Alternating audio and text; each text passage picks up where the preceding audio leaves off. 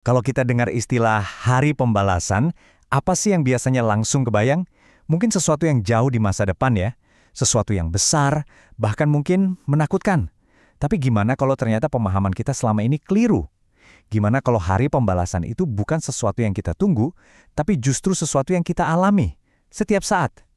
Jadi, pertanyaannya, apa ini beneran soal sebuah kiamat kolektif di masa depan yang harus kita cemaskan? Atau jangan-jangan ada cara lain buat melihatnya? Yuk kita coba bongkar gagasan umum ini dan kita lihat dari sudut pandang yang sama sekali berbeda. Nah, ini dia gagasan intinya. Sebuah pandangan yang menantang banget apa yang biasa kita percaya. Jadi, hari pembalasan itu bukan nanti, bukan di masa depan, tapi di sini dan sekarang juga. Artinya, setiap detik dalam hidup kita adalah bagian dari proses pembalasan itu sendiri. Oke, supaya lebih jelas, ayo kita bedah lebih dalam lagi. Pertama-tama, kita akan bongkar dulu pandangan tradisional untuk ngerti kenapa konsep ini sering banget disalahpahami. Di sini kelihatan banget bedanya kan? Di satu sisi, pandangan umum melihatnya sebagai satu peristiwa besar di masa depan, bentuk hukuman dari Tuhan, semacam kiamat buat semua orang. Nah, pandangan baru ini membaliknya 180 derajat. Ini soal momen sekarang. Ini adalah konsekuensi alami dari perbuatan kita sendiri, dan terjadinya itu personal, ke diri kita masing-masing, dan terus-menerus. Ini perubahan cara pandang yang fundamental banget. Biar gampang, coba deh bayangin pakai analogi ini. Apapun yang terjadi dalam hidup kita hari ini, itu ibarat panen. Panen dari apa? Ya, dari benih yang pernah kita tanam di masa lalu. Dan benih itu ya, niat kita, pikiran kita, ucapan, dan tindakan kita. Jadi apa yang kita alami sekarang, entah itu baik atau buruk, itu adalah buah yang kita petik dari tanaman kita sendiri. Terus, gimana sih cara kerjanya? Apa ini semacam sihir atau keajaiban? Bukan. Ini adalah sebuah hukum universal yang sama pastinya dengan hukum gravitasi. Namanya hukum sebab dan akibat. Nah, ini nih kuncinya. Kita harus definisiin ulang kata pembalasan itu sendiri. Ini bukan soal hukuman yang datang dari luar. Ini murni akibat, konsekuensi dari sebab yang kita ciptakan sendiri. Sesederhana itu, ada aksi, pasti ada reaksi. Di sini kita bisa lihat alurnya. Jelas banget. Prosesnya itu nggak terjadi tiba-tiba loh. Rantainya tuh dimulai dari hal yang paling halus, yang paling nggak kelihatan, yaitu niat di dalam hati. Niat ini kemudian membentuk pikiran, pikiran melahirkan perkataan, perkataan mendorong tindakan, dan akhirnya tindakan itulah yang menghasilkan konsekuensi. Setiap akibat, kalau dilacak, pasti ketemu niat awalnya.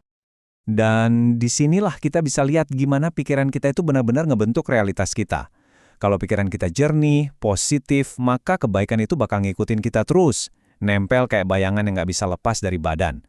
Sebaliknya, kalau pikiran kita keruh, negatif, ya jangan heran kalau penderitaan juga bakal ngikutin terus kayak roda pedati yang selalu ngikutin kemanapun kuda penariknya pergi. Ini udah pasti. Oke, sekarang bagian yang menarik nih. Ternyata hukum ini tuh nggak cuma soal sebab akibat biasa, ada semacam sistem bonus dari alam semesta yang luar biasa, yang seolah-olah memang dirancang untuk mendukung kita jadi lebih baik. Jadi gini, untuk setiap satu benih kebaikan yang kita tanam, imbalannya itu dilipat gandakan 10 kali lipat. Bayangin, sebuah bonus kosmik yang luar biasa kan? Tapi gimana kalau perbuatan buruk? Nah, ini beda. Konsekuensinya itu setimpal, pas, 1:1. Nggak pernah dilebih-lebihin. Bener-bener adil dan seimbang. Jadi, kalau kita pikir-pikir, apa artinya semua ini? Artinya, sistem alam semesta ini tuh sebenarnya dirancang supaya kita berhasil. Ganjaran untuk kebaikan sengaja digandakan, sementara balasan untuk keburukan selalu adil, nggak pernah lebih. Matematika kosmik ini seakan-akan mendorong kita untuk terus berbuat baik. Nah, kalau kita udah paham konsep tadi, cara kita memandang ibadah dan agama juga jadi berubah. Fokusnya jadi bergeser, bukan lagi soal ritual luarnya aja, tapi lebih ke dalam, ke transformasi karakter diri kita. Ini dia nih, patokan utamanya. Agama yang paling baik itu bukan soal bukan soal ritualnya semata, tapi soal hasilnya. Apa agama itu benar-benar bikin pemeluknya jadi manusia yang lebih baik atau enggak? Terus, orang yang benar-benar sadar dan hidup selaras sama hukum ini tuh kayak gimana sih ciri-cirinya? Ya seperti ini. Mereka nggak gampang goyah dihina, nggak juga jadi sombong kalau dipuji. Mereka damai dengan diri mereka sendiri. Dan yang paling penting, kebaikan mereka itu nggak pilih-pilih. Mereka memperlakukan semua makhluk hidup dengan kasih sayang.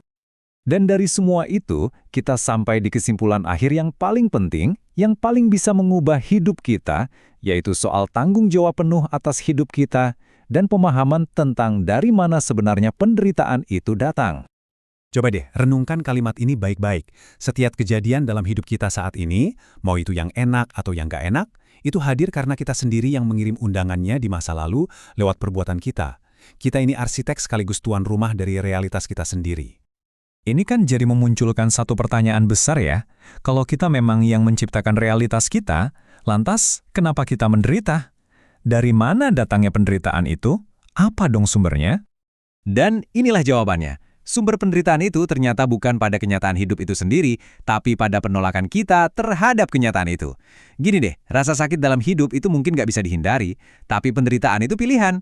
Penderitaan muncul saat kita nggak mau menerima panen yang benihnya kita tanam sendiri. Jadi, saat kita bisa menerima kenyataan dengan sadar, itulah kunci untuk menemukan surga, di sini, saat ini juga.